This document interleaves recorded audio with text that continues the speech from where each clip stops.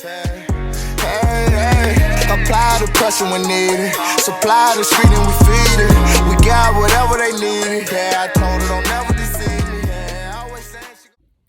Hello everyone, this is Alexis or Landies with Lexi, and today I plan to talk about what I feel earned me my first CJO and what I currently am doing to prepare for my upcoming face-to-face with a mainline airline.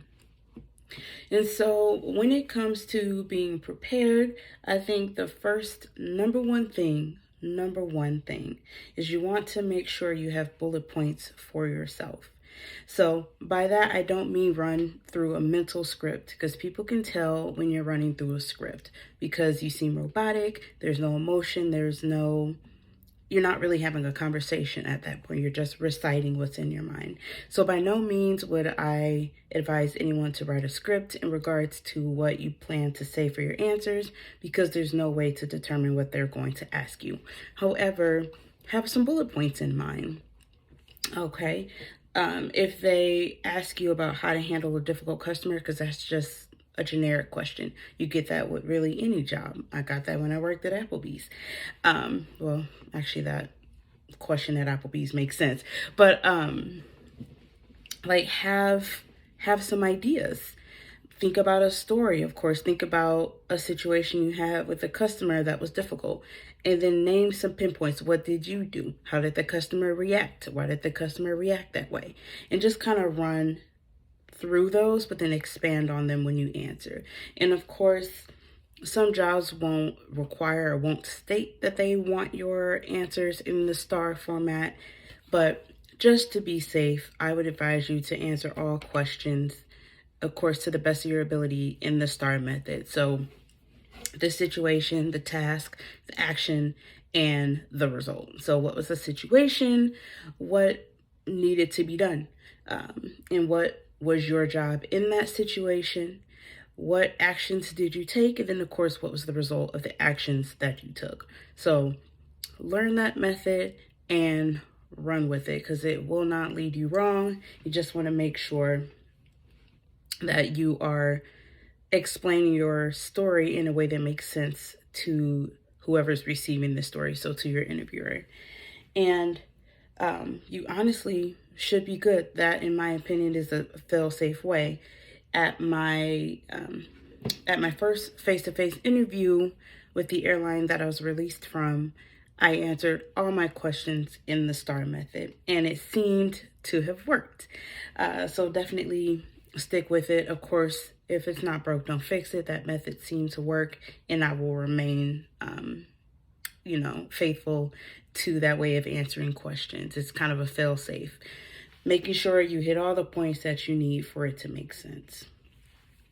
Another thing that I would say you have to make sure you know is just to make sure you know about the company that you say you want to work for. It definitely would be concerning to me if I was an employer, if I asked you questions about this company and you could not answer them. That would be concerning. So what about this company interests you if you can tell me nothing about the company? So just know real simple kind of basic things. Know their core values.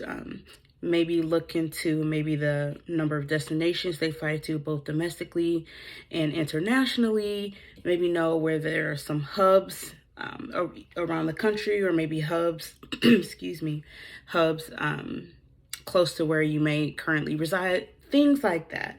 So just know really the basics, because you want to show this potential company here that you're not just there for the money, or you're not just there for what you think you can get out of them. You're truly there to become a part of their company, become a part of their family, and truly take out of this experience all that there is to take advantage of. So that is definitely something I would advise. Excuse me. And in my opinion, you can never really be to prepare for something. Of course, you definitely don't want to get neurotic about it to the point where you can't really allow your mind to shut down and you start to worry or increase your anxiety level. Of course, that in and of itself is a problem. But when I say over prepare, I mean just make sure you have the answer to every question they possibly could ask.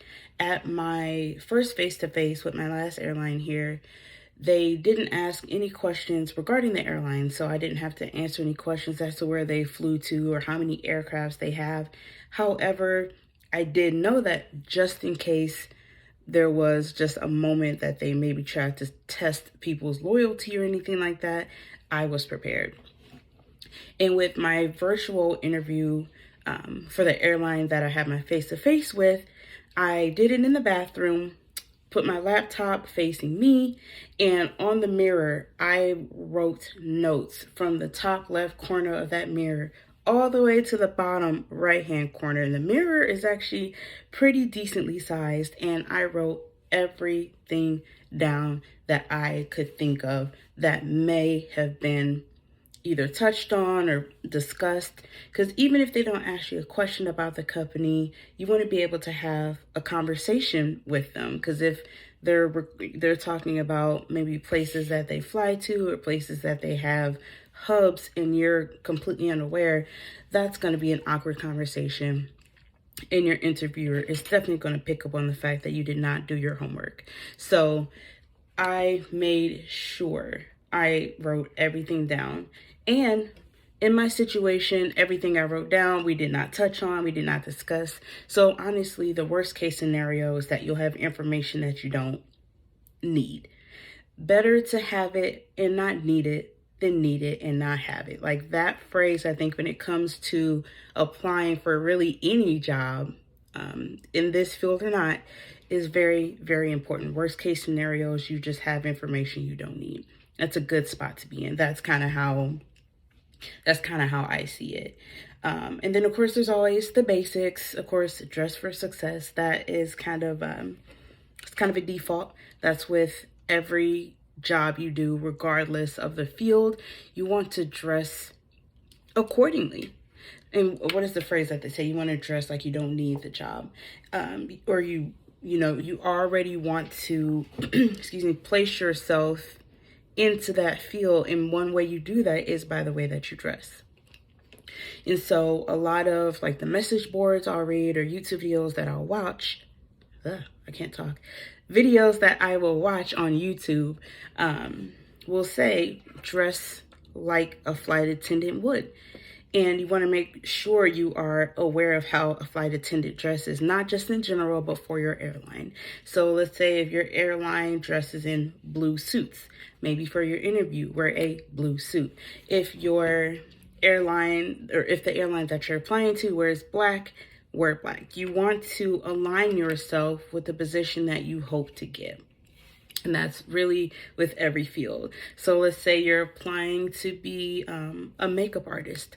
It would make no sense for you to show up at your interview with no makeup, because that's not showing me your passion. It's not showing me that you are immersed in what you are wanting to do as your career. So all of that makes sense to me in terms of how you dress.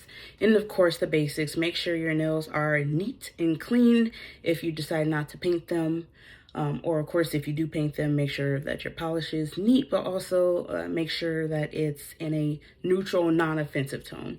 So a lot of the job postings will say, of course, no neon green, no neon yellow, no glow in the dark, anything like that. But that's kind of just common sense, because like I said, you won't go to any other job with colors, nail colors that way, at least not to get the job. Of course, what you do to get the job has to be fail-proof. You have to make sure you're following every rule from top to bottom. And then once you get your foot in the door, and you make sure that you continue to follow the rules, whatever those rules may be, once you get the job. Just saying.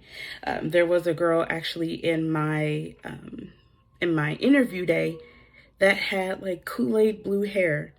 And for the life of me, I could not figure out what had possessed this girl to show up at an interview with blue hair. Now, it's one thing to get into town and then dye your hair and you're fine for the interview the next day, but blue hair. I never saw her again. and I never saw her for the rest of the day.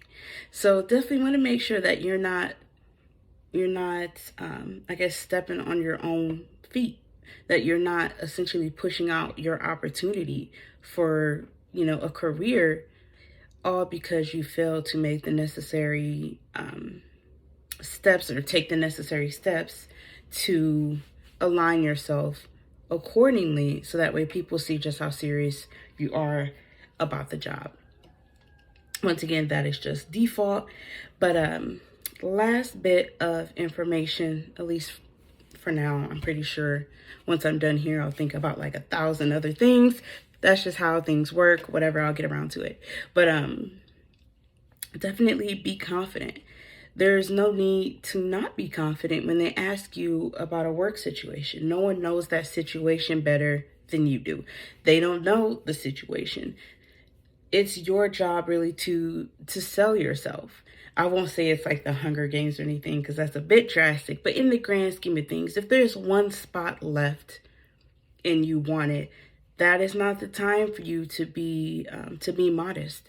Of course, we're not saying be narcissistic and say I'm the best at everything, but this is a time for you to tell the interviewer, this is why the job is something I would be great at. I have extensive customer service experience, I have hospitality experience, and it's my background, both work-wise as well as educationally, is the reason why I would be a great fit for this job. This is not the time to be general. Don't be general, because most people will say, well, I enjoy working with people. Okay, that's great. Most people will say that in an interview, whether it's true or not. But you need to give me an example, of course, as an interviewer, as to why you enjoy working with people. What do you get out of working with people that makes you enjoy it so much? So definitely sell yourself. Find that fine line between being narcissistic and then being modest. Because when it comes to these, they really do ask you, why are you a good fit for this position? So at some point, they are going to force you to sell yourself. So if you get into the habit of it from the get-go, and from the beginning, you explain to them why you feel you're a good fit. By the time they ask you this question, they already know why you're a good fit. They just want to see if you are courageous and confident enough to tell them what they already know, if that makes sense. So sell yourself. And like I said before, no one knows you better than you. So when they say, why are you a good fit? You know why you're a good fit. You know you have that experience. There's no need to not be confident, because only you know what you're good at. Only you know your background. They only know you on paper. So it's your job to really expand on your experiences and your past history. What they see on paper, they want to see what you can say about it in a positive way. Of course, if there are any negative aspects to you as it relates to your resume, as in maybe you've had quite a few jobs in a short amount of time, you may or may not want to touch on that. If you do decide to touch on that, I definitely would advise you to do it in a positive way. Of course, jobs may see that as a negative thing, like maybe this person won't stay. If you're only here and there for a year or so, they may see it as a negative thing. It doesn't have to be. You can acknowledge it, because definitely lying is not a good thing, especially if your resume is so glaringly obvious that you do have an issue with staying places consistently. Just let them know I do acknowledge that. However, these are the reasons why I've switched so many jobs, and now that I'm here before you, I have found the place that I want to retire from. This is the place that I want to make a career. This is the place I want to advance. I have no dreams or anything at all of going anywhere else. Right here is where I need to be. This is my dream. Like, explain to them that what your resume may say about your past does not determine your future. So that is big advice. And I'm not just saying that because I'm talking out of my ass, because my resume is just the same. My resume is kind of spotty. I'm here and there, but I have reasons for it. And whenever I'm asked about my resume, that is exactly what I tell them, is that when you are in pursuit of your dreams, no one goes from, serving to their dream. No one goes from 0 to 60. So you have to take some detours along the way to get to where you ultimately want to go. So use that as a bit of advice. Anything that's negative in your interview could definitely be altered to be positive. It's a but statement. I understand that my resume shows that I have not stayed at a lot of employment opportunities for very long, and then explain yourself. But then also be genuine in your approach. Okay, I'm sorry. I feel like I was just talking a lot there. My bad. I'll end it now. But that's just kind of the nitty-gritty. So everything I said in this video, I definitely am going to do for my upcoming face-to-face. I have written down so many questions that I plan to ask. And even if I don't ask a single one because the opportunity does not present itself, like I said before, I would rather have it and not need it than need it and not have it. Thank you guys for watching. This has been Landings with Lexi. I will upload some other videos here in the future about what I have no idea. We will get there. We'll cross that bridge when we get there. Thank you guys for watching. At your front door, we gon' get active. Every show going up, shout out to Levis. I got the beam on that paint, so nasty. The whole used to ignore. Now they get it off the floor. 100,000 on the floor.